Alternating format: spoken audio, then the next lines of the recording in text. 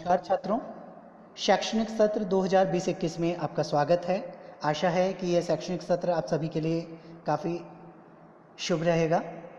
इस शैक्षणिक सत्र के दौरान मुझे आप लोगों को सी प्रोग्रामिंग लैंग्वेज पढ़ाने की जिम्मेदारी दी गई है और इसी कड़ी में हम सबसे पहले शुरुआत करते हैं यूनिट 1 से, जिसका कि नाम है introduction to C programming languages. इस यूनिट को हमने दो पार्ट्स में डिवाइड किया है, पार्ट 1 और पार्ट 2 में। तो सबसे पहले हम बात करते हैं पार्ट 1 की। पार्ट 1 के दौरान हम सी लैंग्वेज के इतिहास को जानने की कोशिश करेंगे कि अर्थात सी लैंग्वेज किसके द्वारा बनाई गई, कहाँ बनाई गई और क्यों बनाई गई। उसके पश्चात हम डिस्कस करेंगे सी लैंग्वेज के स्कोप को, अर्थात कहाँ कहाँ सी लैंग्वेज का प्रयोग किया जा सकता है या किया जाता है। तीसरा जो हम पॉइंट इसमें डिस्कस करेंगे वो है सी लैंग्वेज की बेसिक प्रोग्रामिंग लैंग्वेज, अर्थात सी लैंग्वेज की अन्य जो प्रोग्रामिंग लैंग्वेजेज है, जैसे कि हम बात करते हैं C++ की या जावा की, जो दूसरी हाई लेवल लैंग्वेजेज हैं, उनके साथ क्या क्या समानताएं या विषमताएं या विभिन्नताएं हैं। तो आइए अब हम सबसे पहले शुरुआत करते हैं सी लैंग्वेज के इतिहास के साथ में।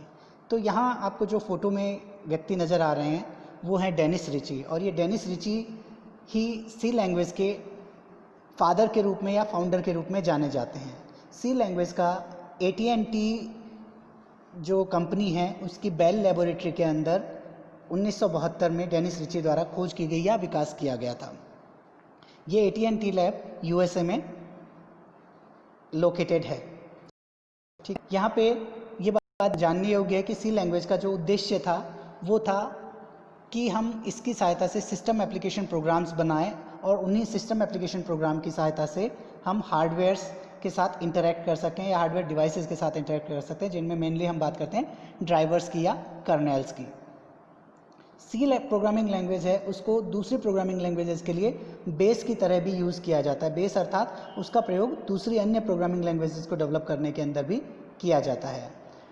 इसका मुख्य उद्देश्य जो बेसिक प्रोग्रामिंग लैंग्वेज थी या BPCL प्रोग्रामिंग लैंग्वेज थी, उसकी जो लिमिटेशंस थी उनको दूर करना था, और साथ ही साथ सी लैंग्वेज का जो उद्देश्य था वो उद्देश्य ये था कि इसको यूनिक्स ऑपरेटिंग सिस्टम में प्रयोग करना था, इसकी सहायता से यूनिक्स ऑपरेटिंग सिस्टम का डेवलपमेंट करना था। यह लैंग्वेज और BCPL लैंग्वेजेस के कई फीचर्स को भी इनहेरिट करती है और इसका आज प्रयोग विभिन्न क्षेत्रों में किया जाता है। अब हम बात करते हैं स्कोप ऑफ। जैसा कि यहाँ लिखा गया है कि the world is running on C powered devices, अर्थात आज की डेट की अगर हम बात कर रहे हैं तो पूरा जो विश्व है वो ऐसी डिवाइसेस के ऊपर आधारित है जो कि कहीं ना कहीं जिनमें सी लैंग्वेज का प्रयोग कर रही हैं। हम विभिन्न प्रकार की डिवाइसेस में इनका प्रयोग कर रहे हैं, हो सकता है हम उसको रियलाइज़ करें या ना करें। C is the past, C is the present, and as far as we can see, still the future और for many areas of software। अर्थात अगर मैं बात करूं पास्ट की तो भूतकाल में भी सी लैंग्वेज का प्रयोग होता था, वर्तमान में भी सी लैंग्वेज का प्रयोग कई क्षेत्रों में किया जा रहा है, कई डिवाइसेस में किया जा रहा है, कई टेक्नोलॉजीज़ में के साथ किया जा रहा है। और अगर मैं बात करता हूँ भविष्य की, तो भविष्य में भी सी लैंग्वेज का प्रयोग निरंतर जारी रहना है। अब हम इसके स्कोप की यदि बात करते हैं तो हम सबसे पहले पॉइंट 1 की बात करते हैं। यहाँ पॉइंट 1 में हम देख सकते हैं कि सी लैंग्वेज एक मिडिल लेवल लैंग्वेज है। मिडिल लेवल लैंग्वेज का मतलब है कि इसमें असेंबली लैंग्वेज या बेसिक लैंग्वेज की सारे फीचर्स भी हैं और साथ ही साथ इसमें हाई लेवल लैंग्वेज के फीचर्स भी हैं। बेसिक लैंग्वेज के फीचर्स अर्थात ये मशीन्स के साथ इंटरैक्ट कर सकती है, इसलिए इसे ये कह सकते हैं कि मशीन लैंग्वेज जो है इसके साथ इसका इंटरेक्शन हो सकता है, इसलिए इसे लोअर लेवल लैंग्वेज में कंसीडर किया जा सकता है। साथ ही साथ ये एप्लीकेशन प्रोग्राम डेवलपमेंट में भी काम में आ सकती है, इसलिए इसे हाई लेवल लैंग्वेज कहा जाता है। और क्योंकि इसमें दोनों के फीचर्स कंबाइंड हैं, इसलिए इसे मिडिल लेवल लैंग्वेज कहा जाता है।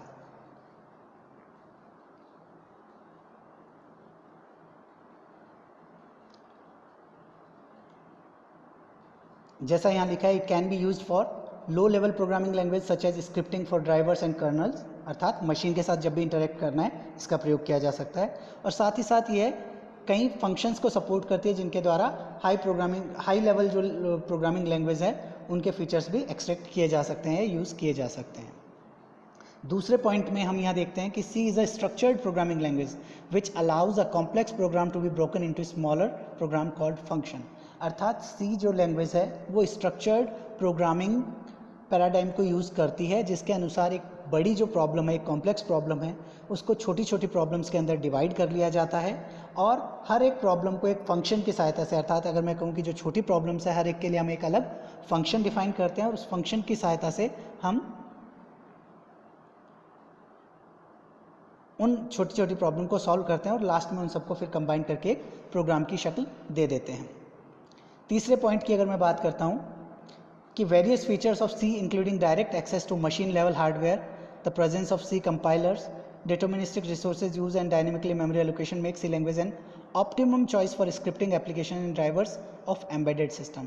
अब यहाँ जैसा लिखा गया है कि C लैंग्वेज की सहायता से मशीन लेवल हार्डवेयर हैं, जैसे कि अगर मैं बात करता हूँ APIs की, यदि मैं बात करता हूँ C के कंपाइलर की, या मैं दूसरे रिसोर्सेज की बात करता हूँ, मेमोरी की बात करता हूँ, तो C लैंग्वेज का प्रयोग करते हुए ऑप्टिमम तरीके से स्क्रिप्टिंग एप्लीकेशन और जो एम्बेडेड सिस्टम्स हैं उनके लिए ड्राइवर्स डिज़ाइन किए जा सकते हैं। फोर्थ पॉइंट है C language is case sensitive which means lower case and upper case letters are treated differently. यहाँ पर सी एक केस सेंसिटिव लैंग्वेज है, अर्थात सी में कुछ कीवर्ड्स हैं, अगर जहाँ हमें स्मॉल लेटर्स का यूज़ करना है वहाँ हमें स्मॉल लेटर्स का यूज़ करना पड़ेगा, और जहाँ हमें कैपिटल लेटर्स का यूज़ करना है वहाँ कैपिटल लेटर्स का ही यूज़ करना पड़ेगा। अर्थात इसका एक पर्टिकुलर ग्रामर है और उस ग्रामर के अनुसार कैपिटल लेटर्स और स्मॉल लेटर्स को अलग अलग तरीके से ट्रीट किया जाएगा। C is highly portable and is used for scripting system applications which form a major part of Windows, Unix and Linux operating system। जो C लैंग्वेज है उसमें जो भी कोड लिखा जाता है वो कोड एक पोर्टेबल कोड है। पोर्टेबल कोड का मतलब है वो अलग अलग टाइप की मशीन्स में रन किया जा सकता है, थोड़ा सा आपको उसके लिए सिर्फ सपोर्टिंग हार्डवेयर की रिक्वायरमेंट होगी। इसमें स्क्रिप्टिंग सिस्टम एप्लीकेशंस की सहायता से आप विंडोज़, यूनिक्स और लाइनक्स ऑपरेटिंग सिस्टम की जो कोडिंग है वो भी कर सकते हैं। नेक्स्ट है six point, that is C is a general purpose programming language. तो सी का प्रयोग एक जनरल पर्पज़ प्रोग्रामिंग लैंग्वेज के तौर पर किया जा सकता है। इसकी सहायता से आप एंटरप्राइज एप्लीकेशंस डेवलप कर सकते हैं, गेम्स डेवलप कर सकते हैं, ग्राफिक्स में इसका प्रयोग कर सकते हैं, और कई जो कैलकुलेशन बेस्ड आपको कई सॉफ्टवेयर्स हो सकते हैं जिनके अंदर आप सी लैंग्वेज का प्रयोग आसानी से कर सकते हैं। सी लैंग्वेज है उसकी एक रिच लाइब्रेरी होती है जिसमें काफ़ी सारे बिल्ट इन फंक्शंस होते हैं, अर्थात पहले से मौजूद फंक्शंस होते हैं, आपको उनके लिए कोड लिखने की ज़रूरत नहीं होती है। आप सिंपली हेडर फाइल्स की सहायता से उन फंक्शंस को अपने प्रोग्राम के अंदर इनकलकेट कर सकते हैं और उस प्रोग्राम के अंदर यूज़ कर सकते हैं। सी लैंग्वेज डायनेमिक मेमोरी एलोकेशन का जो कॉन्सेप्ट है उसको भी सपोर्ट करता है, जिसकी सहायता से आप मेमोरी एलोकेट या डी एलोकेट भी कर सकते हैं। 8th पॉइंट है C implements algorithms and data structures swiftly. अर्थात सी लैंग्वेज की सहायता से विभिन्न प्रकार के डेटा स्ट्रक्चर्स को इम्प्लीमेंट किया जा सकता है और साथ ही साथ में विभिन्न प्रकार के एल्गोरिदम को आसानी से कोड की फॉर्म में लिखा जा सकता है। इसकी अगर हम बात करें तो इसकी सहायता से कंप्यूटेशन है वो भी फास्ट होता है, और इसका रीज़न ये होता है कि ये सिर्फ कंपाइलर बेस्ड लैंग्वेज है। जो अन्य हाई लेवल लैंग्वेज जैसे जावा की अगर मैं बात करता हूँ तो वो इंटरप्रेटर बेस्ड लैंग्वेज है, अर्थात पहले आप कोड को कंपाइल करोगे, फिर वो एक मिडिल लेवल लैंग्वेज में कन्वर्ट होगा, middle level machine class code में कन्वर्ट होगा, फिर उस क्लास कोड को आप JVM की सहायता से आगे एग्जीक्यूट करेंगे, अर्थात बाद में उसे मशीन कोड में कन्वर्ट करेंगे। सी लैंग्वेज की सहायता से यदि मैं बात करूं तो कई प्रकार की जो एप्लीकेशंस है जो डेटा स्ट्रक्चर्स में काम आती हैं या किसी अन्य फील्ड में काम आ सकती है वो डेवलप की जा सकती हैं। इसकी सहायता से विभिन्न डेटा स्ट्रक्चर्स जैसे लिंक लिस्ट स्ट्रक्चर्स, यूनियंस, और उसके अलावा अगर मैं बात करता हूँ स्टैक, क्यूज, इस टाइप के जो डेटा स्ट्रक्चर्स हैं उनका भी इम्प्लीमेंटेशन संभव है। And similarities with other high level languages. अर्थात सी को हमने बोला कि सी एक मिडिल लेवल लैंग्वेज है, ये मशीन से इंटरेक्ट कर सकती है इसलिए इसमें लोअर लैंग्वेज के सारे फीचर्स मौजूद हैं, और ये एप्लीकेशन प्रोग्राम डेवलप कर सकती है इसलिए इसमें हायर लैंग्वेज के सभी फीचर्स मौजूद हैं। हायर लेवल लैंग्वेज से मतलब है इंग्लिश लाइक लैंग्वेज है जिसे एक ह्यूमन आसानी से समझ सकता है, और लोअर लेवल लैंग्वेज का मतलब है वे लैंग्वेज जिसे एक मशीन आसानी से समझ सकती है। तो सी ऐसी लैंग्वेज है जो लोअर लेवल अर्थात मशीन को भी सपोर्ट करती है और यूज़र को भी हेल्प करती है। यहाँ पे जब भी हम सॉफ्टवेयर डेवलपमेंट की बात करते हैं तो वहाँ पे हम बात करते हैं सामान्यतया 3 प्रोग्रामिंग लैंग्वेजेस की, सी प्लस प्लस एंड जावा की, जिनको हम बेसिक प्रोग्रामिंग लैंग्वेज या ये कह सकते हैं कहीं ना कहीं हाई लेवल प्रोग्रामिंग लैंग्वेज कह सकते हैं। तो यहाँ हम अपने डिस्कशन के दौरान ये देखेंगे कि सी प्रोग्रामिंग जो लैंग्वेज है वो सी प्लस प्लस या जावा से किस प्रकार अलग है या उससे किस प्रकार समानता रखती है। तो सबसे पहले हमने कुछ क्राइटेरियाज दी हैं, जिसमें कुछ जो क्राइटेरिया हैं जिनके बेसिस पे हम तीनों लैंग्वेजेस को कंपेयर करने वाले वो हैं programming paradigm, origin. Programming paradigm का मतलब है कि कौन सी प्रोग्रामिंग स्ट्रेटेजी यूज़ की जाती है।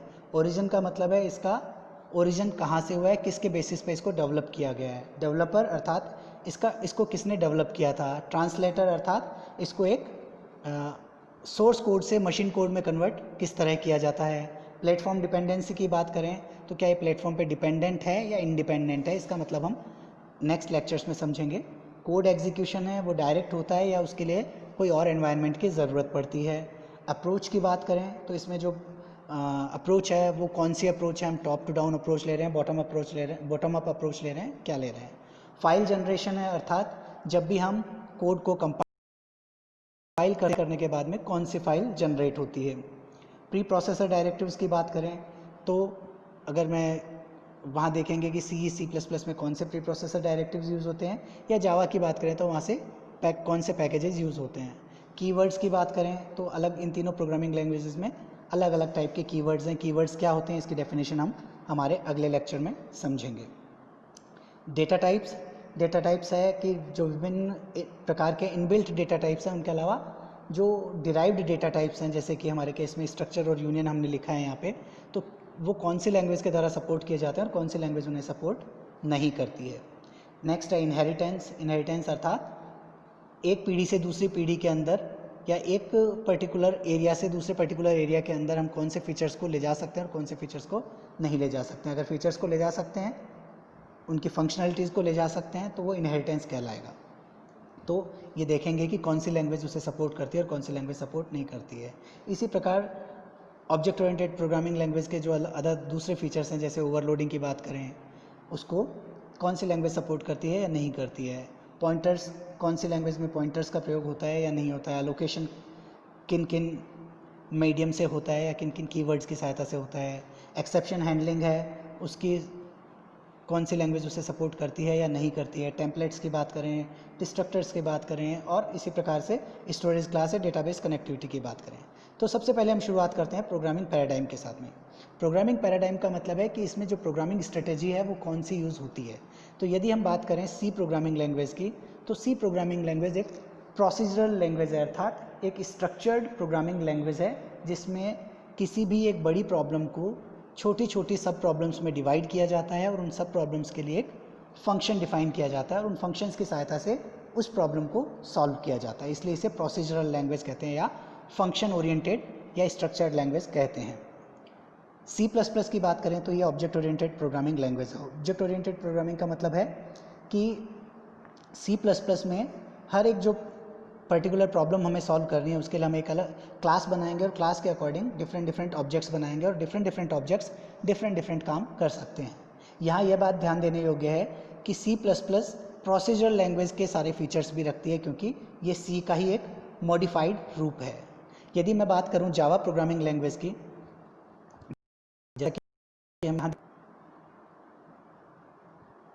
यदि मैं बात करूँ जावा की, तो जावा एक pure object oriented programming language है।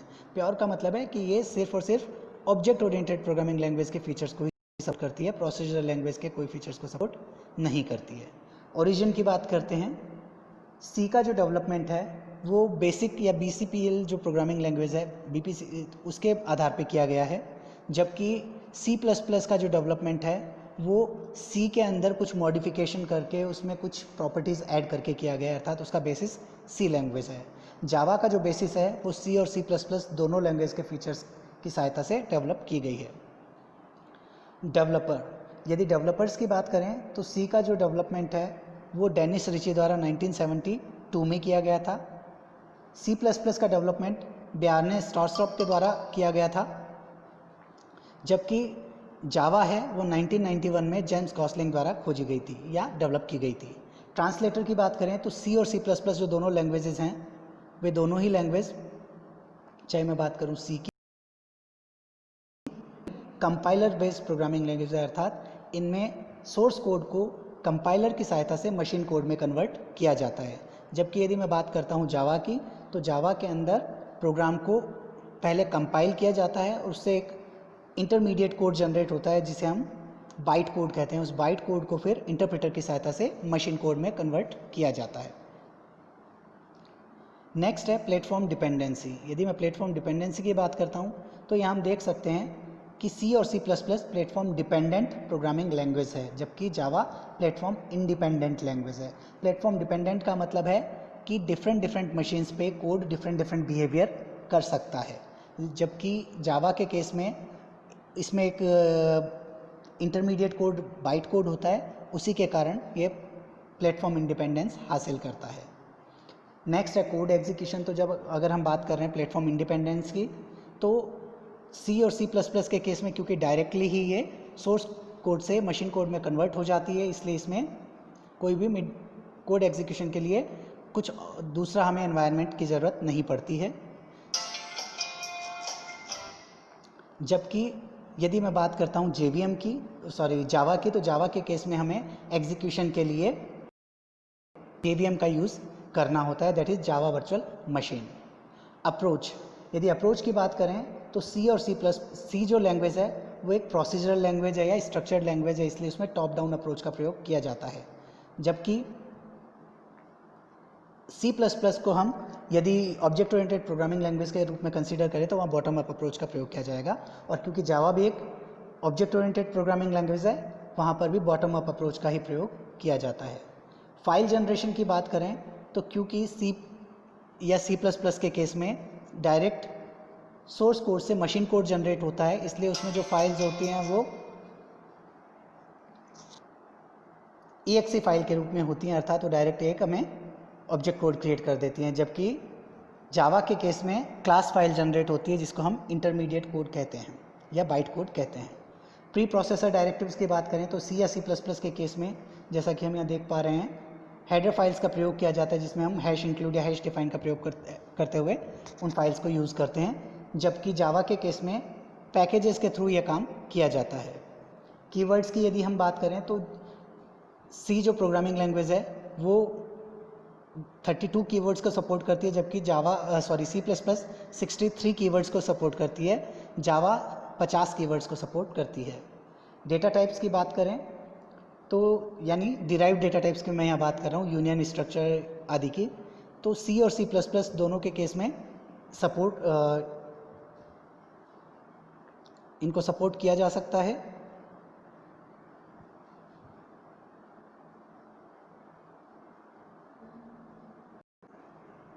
यहाँ हम बात कर रहे थे डेटा टाइप्स की, तो अगर मैं बात करता हूँ यूनियन या स्ट्रक्चर्स की, तो सी और सी प्लस प्लस दोनों स्ट्रक्चर्स और यूनियंस को सपोर्ट करते हैं।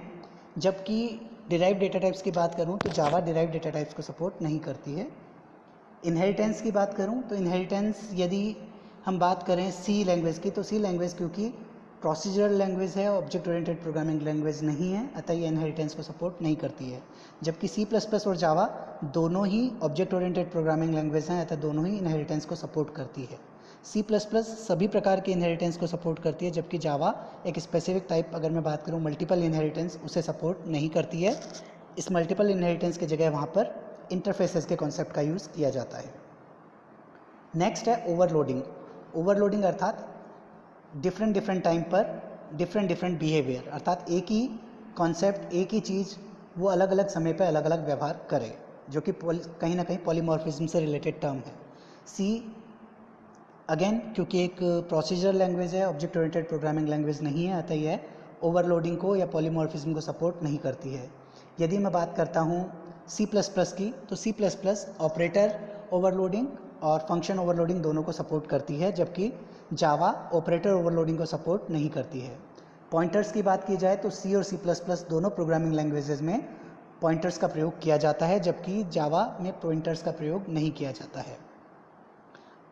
मेमोरी एलोकेशन की बात की जाए तो सी लैंग्वेज में मेमोरी एलोकेशन के लिए मैलोक और कैलोक फंक्शन का, उसके अलावा रीअलोक और फ्री आदि फंक्शंस का यूज़ किया जाता है, जबकि C++ के केस में न्यू और डिलीट कीवर्ड का प्रयोग किया जाता है और जावा में गार्बेज कलेक्शन के थ्रू मेमोरी लोकेशन होता है। एक्सेप्शन हैंडलिंग की बात करें तो सी लैंग्वेज में एक्सेप्शन हैंडलिंग को सपोर्ट नहीं किया जाता है, जबकि जावा और C++ दोनों प्रोग्रामिंग लैंग्वेज एक्सेप्शन हैंडलिंग को सपोर्ट करती है।